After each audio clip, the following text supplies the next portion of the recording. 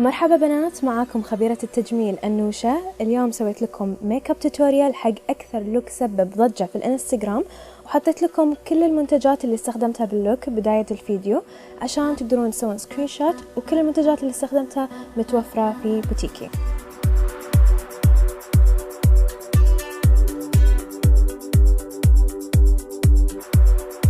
أول شيء بلشت فيه بتجهيز البشرة بالروز جولد أويل. هذا الأويل وايد عجيب، يخلي الفاونديشن كله قطعة واحدة بدون ما يتشقق معاك أو يتكتل معاك during the day.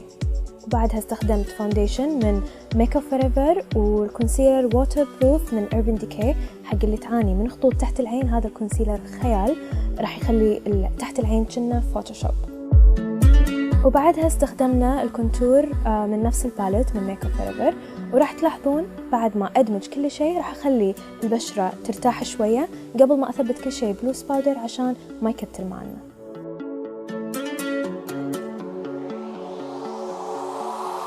اللوس باودر اللي استخدمته بتثبيت الميك اب هو اوبال، وبعدين سيده بلشت بالعين، وراح تلاحظون اني بلشت بدرجات انتقاليه دافيه وتدريجيا ابدي اغمج الدرجات علشان ما يصير عندنا هارش لاينز او خطوط بين الدرجات، ويكون كلها ذايبه ببعضها.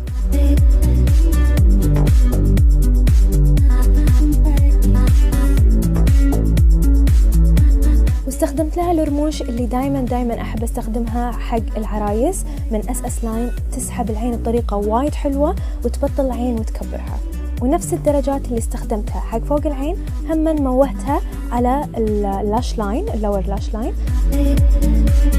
وبالنهاية سويت الفينش لوك مع بلاشر من نارس، واستخدمت لها الإضاءة اللي دايما تسألوني عنها من لايم كرايم، وخلطت لها لونين من الحمر من أوفرا وميك اب فوريفر. أتمنى أن عجبكم التوتوريال وكان سهل عليكم، و see you next time.